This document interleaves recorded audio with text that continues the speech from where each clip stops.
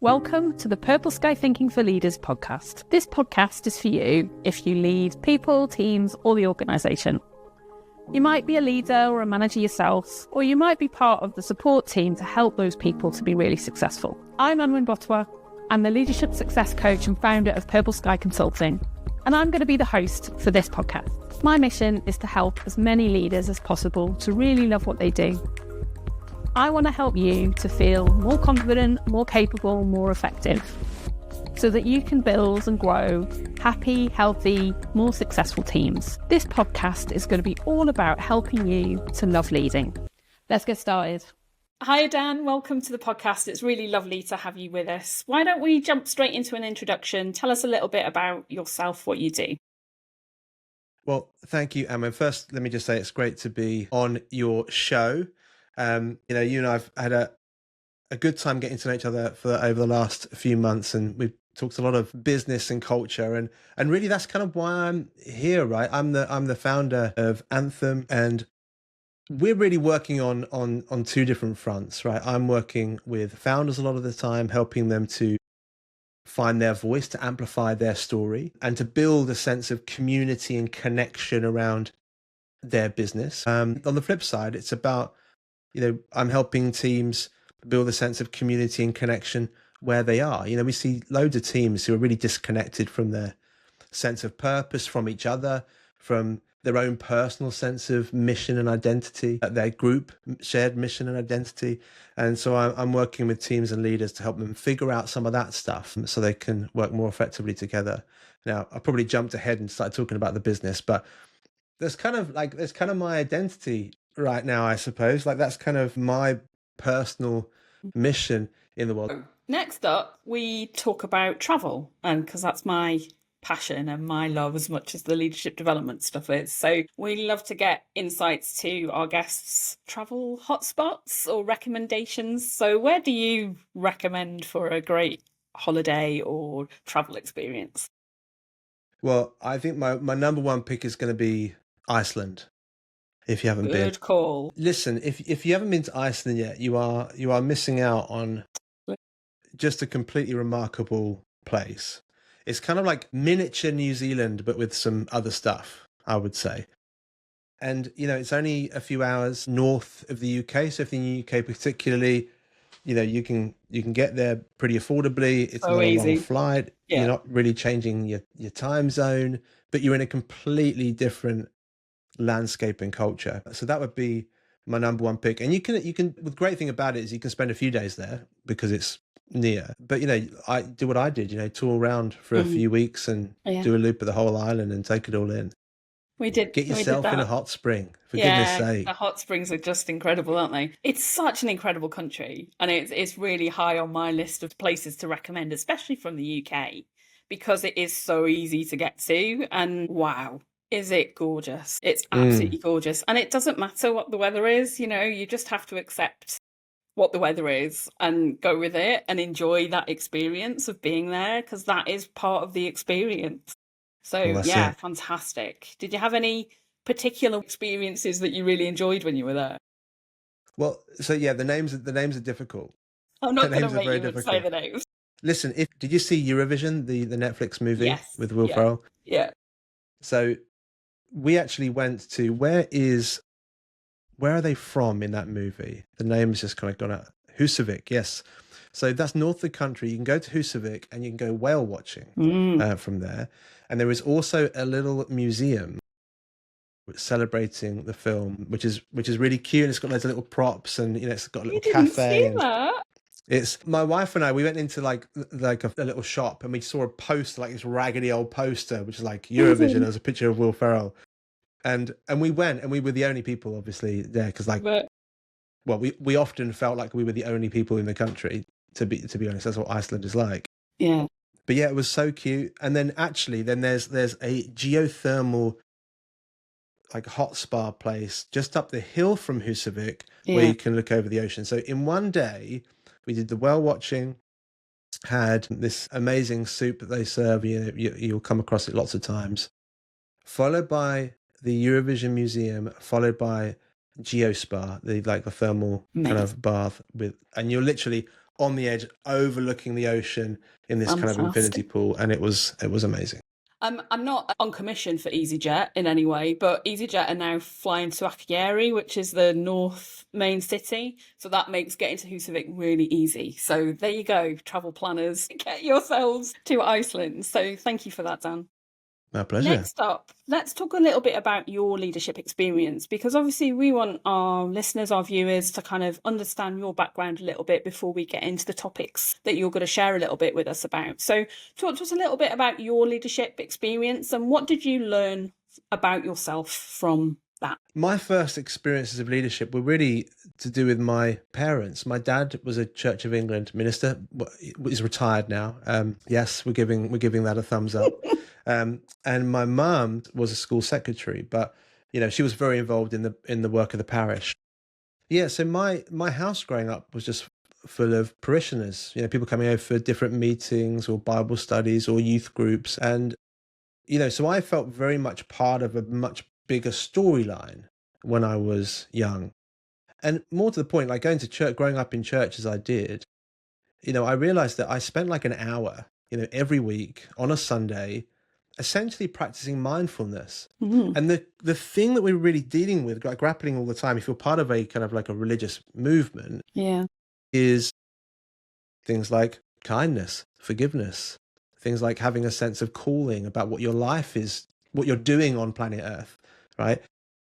But the main thing is you're not the center of the story. You're there to serve others. So I kind of grew up in this environment of service, and that kind of carried over into the early part of my career, where I was doing youth work and like putting on programs for kids, and ended up doing that to relatively high level. Ended up in London. London had hundreds of kids in the programs I was running every week, so hundreds of families, and so it became like this quite big operation. And really, you had to be good at a whole bunch of different things. You had to be good at admin. You wouldn't think it, but there's lots of legislation around youth work. You had to be good at writing funding bids. You had to be good at like following all the kind of like the HR rules and all the implementing policies. But you also had to be an excellent storyteller, a marketer, being able to inspire volunteers. We had like 50 volunteers to give their time to you for free, just because you're convincing them it's a good thing to do with their life. So they were kind of like how I first kind of stepped into the world of leadership. And it kind of just came quite naturally, probably because of my exposure to those things growing up and seeing how my parents led things.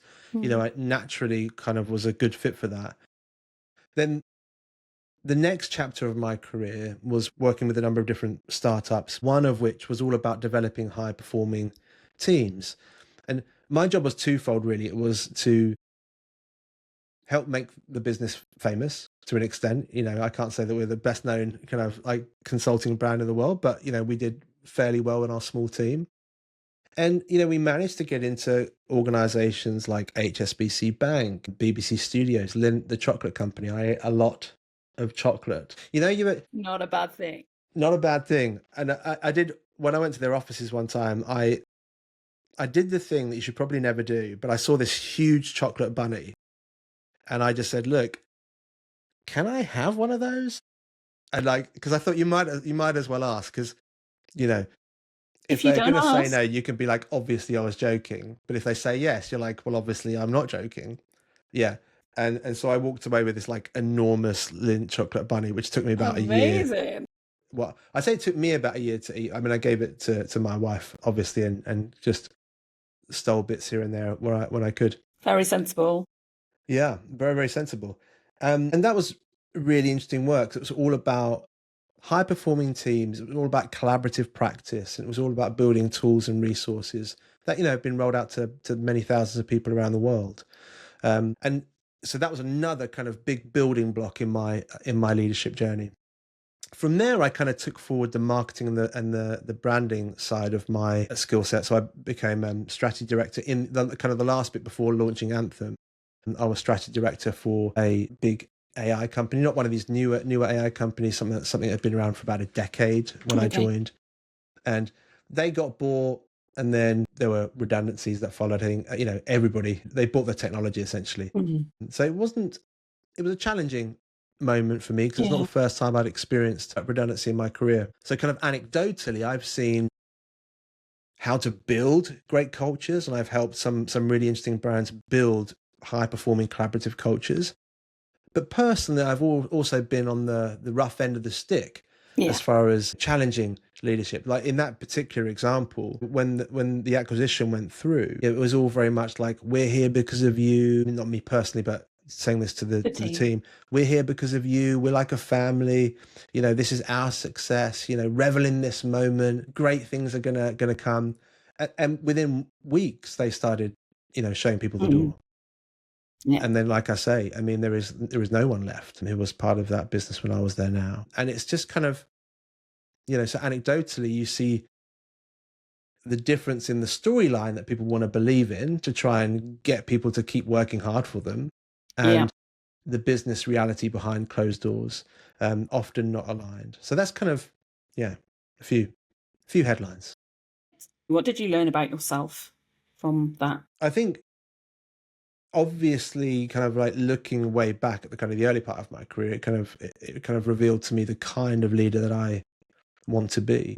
Somebody who is making decisions, like trying to drive things forward. And you and I will both know lots of kind of small business owners who talk a good game but never actually get anything done, right? So I think it taught me that I want to actually make a difference. So working with young people, I was like, these groups of young people I'm working with, their families, they need stuff. I was working in South London, lots of families facing lots of challenges, lots of exclusion, lots of poverty, lack of opportunity. So I was like, these people actually need things that I can help with.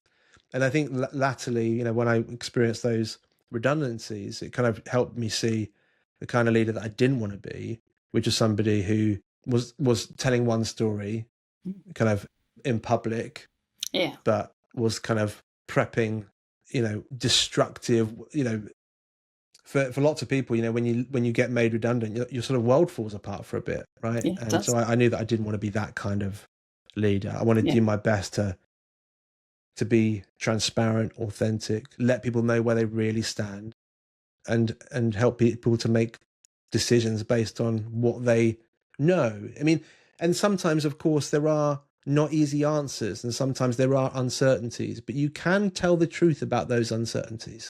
Yeah, absolutely. So this probably kind of blends a little bit into the first area we're going to delve into, which is a bit about you sharing your leadership philosophy and what that means for you and the work that you're doing. Yeah. So the kind of Anthem is kind of governed by a set of ideals or a set of principles, really. We call them virtues. But at a headline level, it's that thriving cultures are built on connection and not control.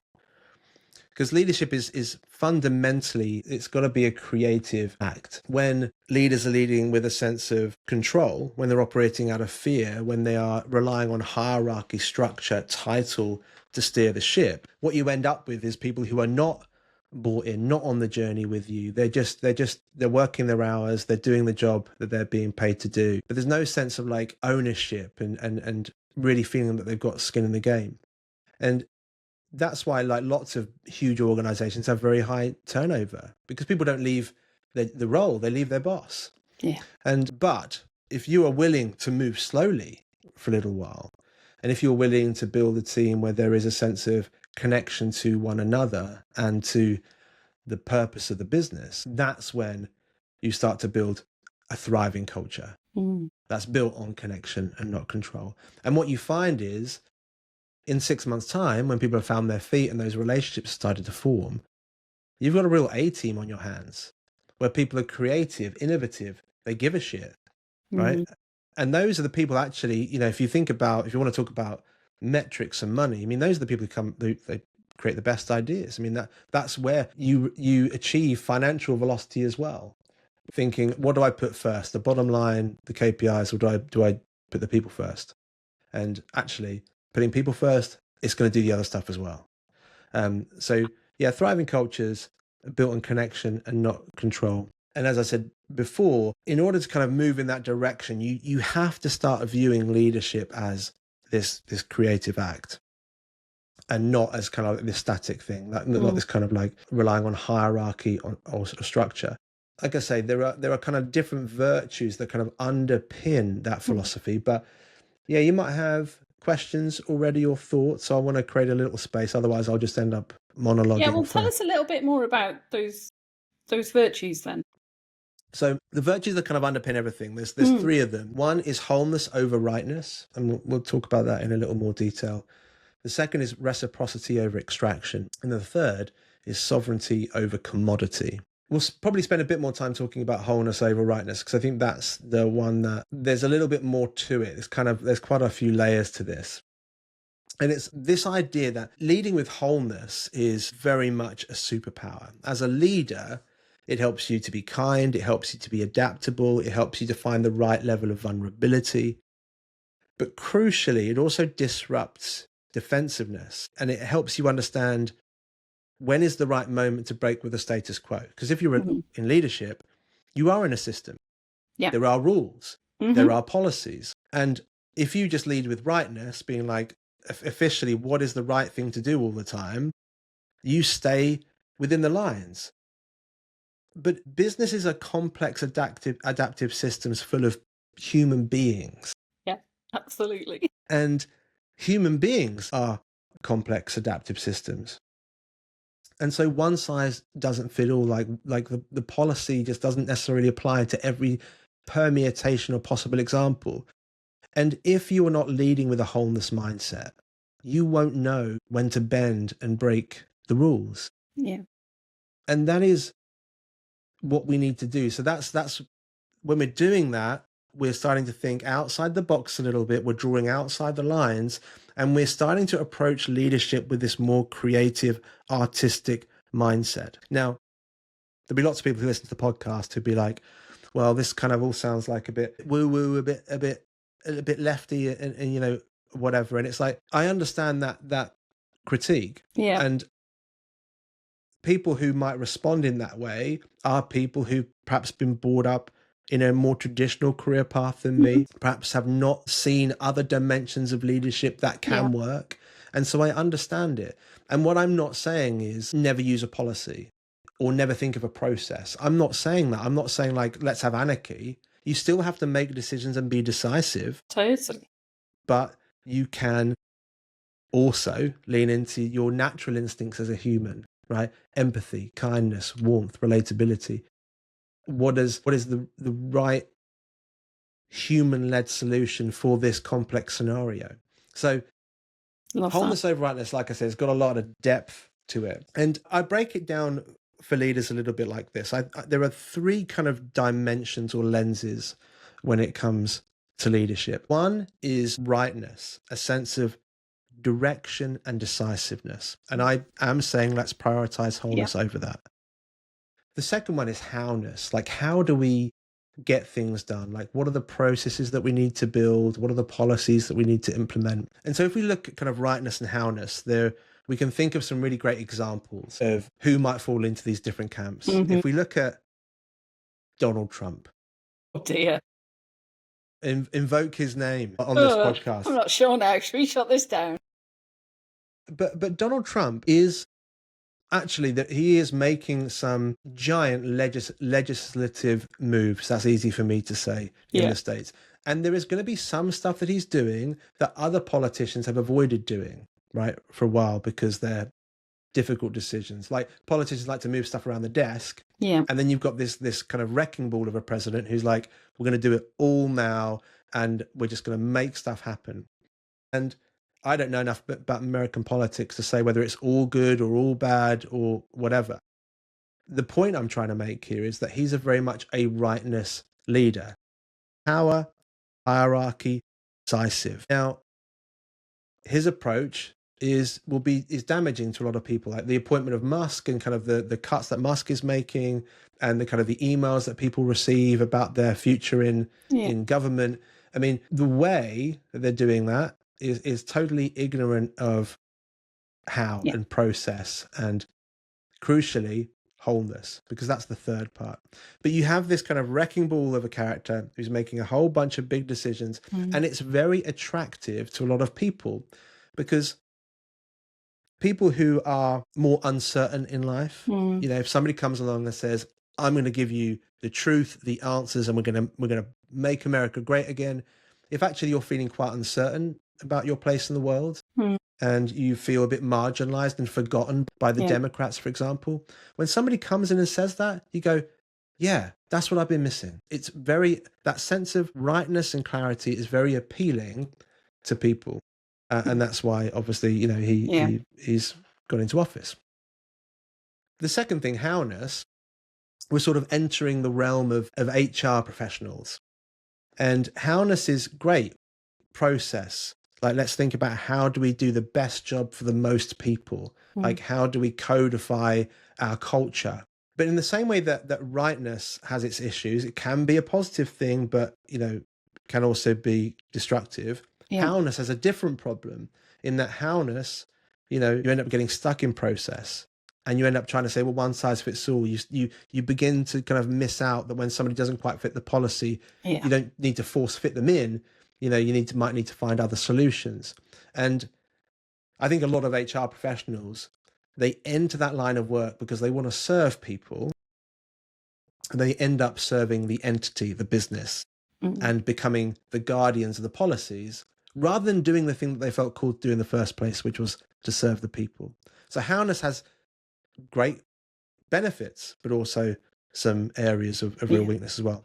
The third part, this third lens on leadership, is wholeness, where actually you're beginning to kind of say, well, I do need to be decisive and make some decisions and drive things forward. I do need processes and a sense of howness, but I also need to focus in on wholeness. So I know when to break the rules, as I said before. But here's the thing, right? In leadership, all three of those elements need to be in balance. Because rightness, right, without howness and wholeness, becomes tyranny.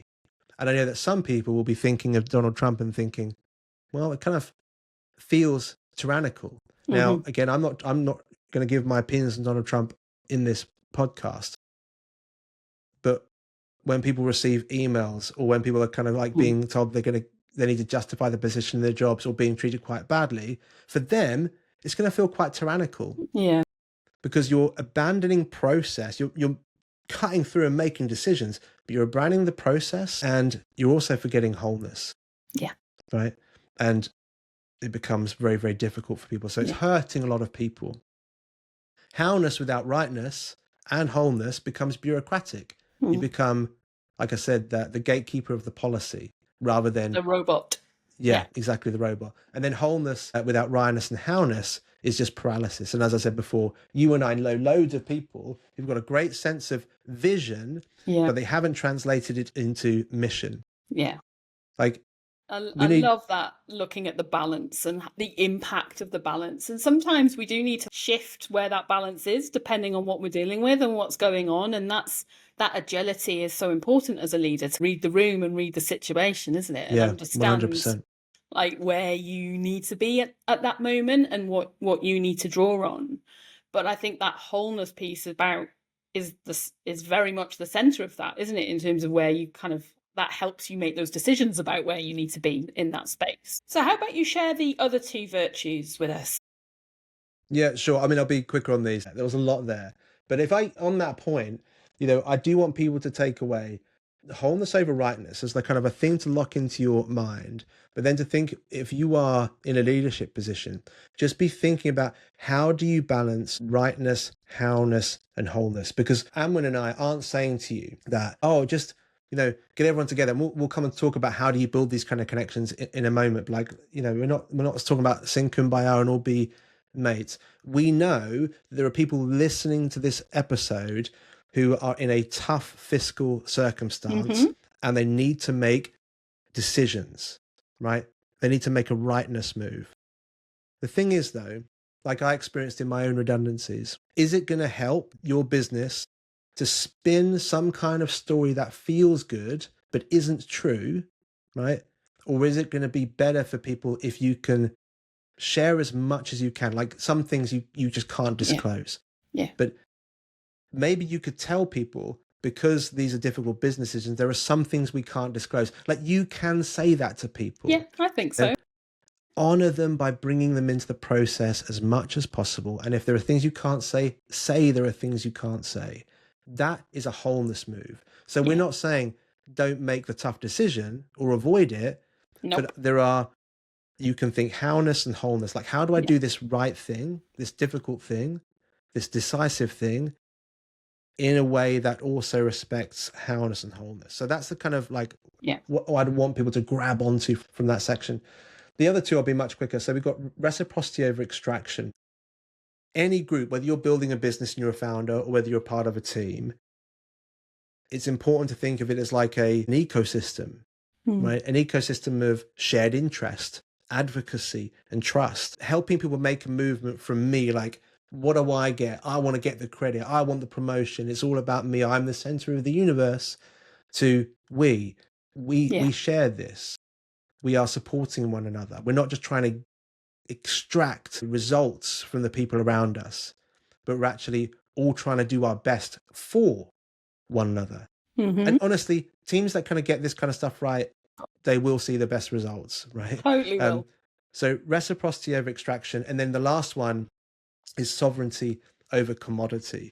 Okay. This is about leaders and teams finding ways to respect each other's autonomy and treating, and it's not just about internal, right? This is also about like, how do you treat your potential customers and clients? Like, do you use language like targets?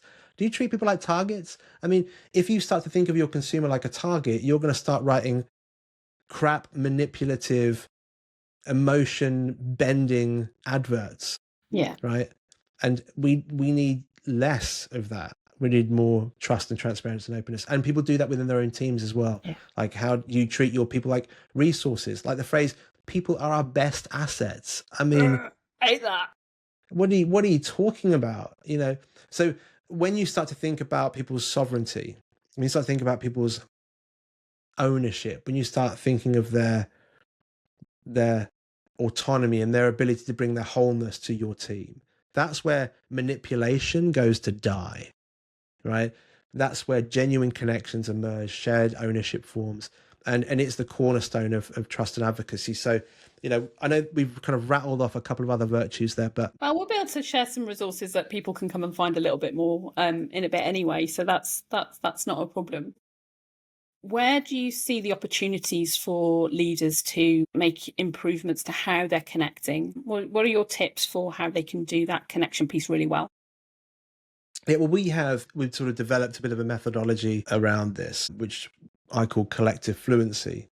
And there are kind of like three constituent parts, and these are all practice things, right? Like there are no quick fixes. There is no playbook or like workplace like canvas that you can fill out that just suddenly make all this easy, because this kind of stuff goes to the core of who you are. Like, how you lead is much less about like, how can I be a leadership tactician? And, you know, is there a process or like an approach that I can use that's going to suddenly explode results? Yeah, there's lots of things that are going to move the needle a little bit, sure. But you really got to start asking yourself like a higher question about like, why do you want to lead? Like, are you just leading because that's where your career dumped you out and like, what else were you going to do? Because if that's the case, in the same way that your employees turn up and don't bring their whole selves to work and they don't bring effort that comes from the soul. They just, you know, swapping some time for some money. You're probably doing the same thing, right? And, you know, you're doing your best with your monthly reports and your kind of feedback to the board and all that kind of stuff. So you've got to start asking yourself like a higher order question, like, why? Why do you want to do this? And I'm going on a slight segue. I can feel it happening. But, you know... I'm about to bring you back. Thanks. You know, we love to talk about like start with why, right? And I'll pause here just for a moment, because I want to say, actually, why don't we start with who? Why don't we start with who? Because there are going to be leaders who are listening to this and they'll be like, but I don't know what my why is, right? I understand what the business why is. We've got to make money. We've got to like sell some stuff, right? People really struggle with their own personal why. And without that, none of this stuff is going to stick. You're tinkering around the edges, right?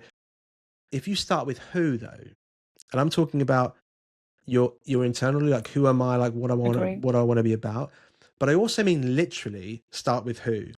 You could speak to a coach, you could speak to your friends, you could start asking them questions like, what do you notice about the way I lead that feels good? Or where do you think like where do I seem a bit lost to you? Like, what are the things that I don't know what I'm really into in life? Like, what are the things that you see light me up? Right? Start having those kind of conversations. And you know what? You might start to uncover your sense of why. Right? But most people don't know how to answer that question. Yeah. Right? So start with who? Start having those kind of conversations. Anyway, I love once that. you're kind of doing that stuff, then let's get back to it. There are just three things I think leaders need to be really, really focused on. One is a sense of collective context. So, when we lead with wholeness, we're going to create those spaces of psychological safety where people feel able to bring their full selves, where they can say the thing in a meeting that they might have previously been afraid to say for fear of retribution or somebody stealing their idea or whatever it is. You've got to start focusing on the context. Like, how can I create a sense of space where people are encouraged and feel free to bring their full selves and offer all their ideas? And there are lots of different ways that you could do that, but there's sort of lots of different things you could try to do that. But I think the most important thing is to let people know.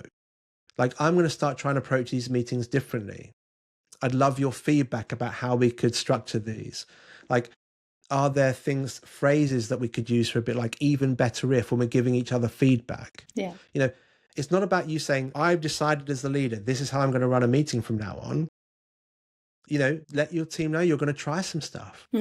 Like, that in itself is transforming the context. So there's that, right? That's kind of stage Love one. that. The second stage is about collective practice. Another tool that we've developed at Anthem is the infinite growth loop. And it's like a figure of eight symbol, like an infinity symbol.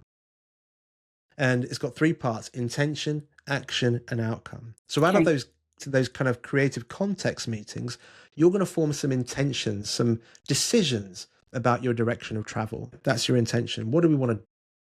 The next thing is action. Like, how are we going to do it? Like, what are the processes that we're going to use, or what's our approach going to be? And then outcome is like, what happened? And the reason why it's an infinity symbol and it's the infinite growth loop is that then you're going to go back through your action phase, but this time it's more about reflection. Like, how did it go? What did we learn about ourselves?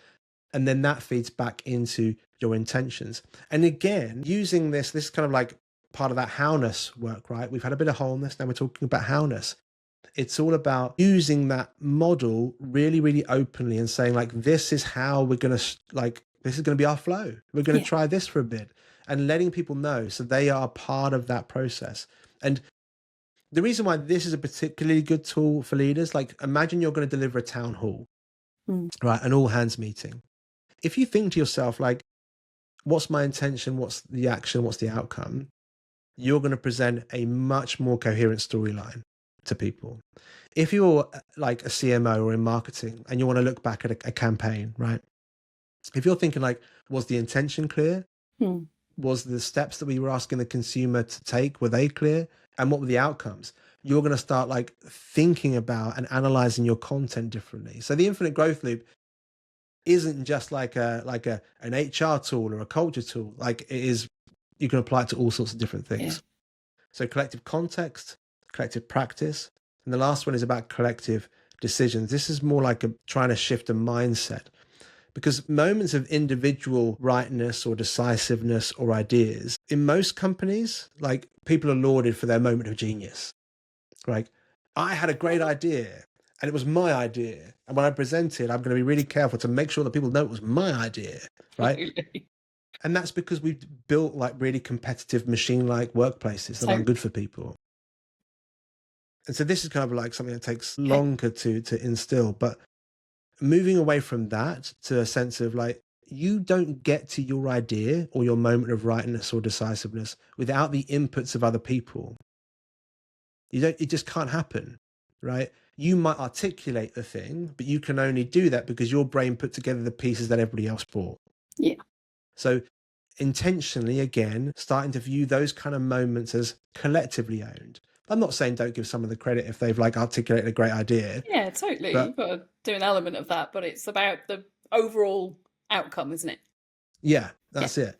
Yeah. And so when those things work together, when you've got that context in place, when you've got collective practice in place, and a sense of like shared ownership of things like decisions, like that's when you're beginning to form collective fluency. And so I would really encourage leaders to focus on those 3 areas and you write down the infinite growth loop, because that's a really great tool for ongoing practice.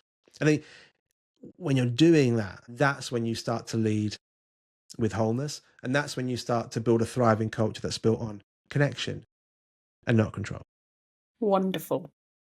That's a lovely way to bring that into a summarised end there, Dan. So thank you so much for that. You shared so much with us there. Thank you very much. Where can people find you to find out a bit more? Well, you should find me on LinkedIn. Hopefully, Anne, you can put my link in the show notes. I'm not going to send you any resources or things to read or like PDFs. You know, all that can naff off. Go and find that. Go and find Dan and find those things. Well, visit anthem.oo. That's what I would say, because like all the stuff's there and easy to find. The thing I did want to suggest to people though is Culture Crush, which is like my podcast and the meetup that I'm running. It's a great way for people to meet, connect, and grow their network. And you know, at least once a month, I have a guest in and we run a reflection together. It's so low key, but like 1,000 people have joined in the last few months, and it's just probably the best way to engage. It's free. There's no selling. It's just nice. So come and get involved. Lovely. And I will put the links for people to be able to do that as well. So, Dan, thank you so much. Thank you. It's been wonderful. And thank you so much. It's been a real honor to be on the podcast with you. And I hope you have a great rest of the day. Thank you. You too. Take care. Bye now. Thank you for joining this episode of the Purple Sky Thinking for Leaders podcast. You'll find all the resources and the links that we mentioned down in the show notes. If you love this episode, why not share it with somebody else in a leadership role who you think would find this useful? If you haven't already, I'd love for you to subscribe so that you never miss an episode. And if we've earned it, why not leave us a 5-star review? I'm Anwen, your host, and I look forward to welcoming you back to the Purple Sky Thinking for Leaders podcast very soon. Bye for now.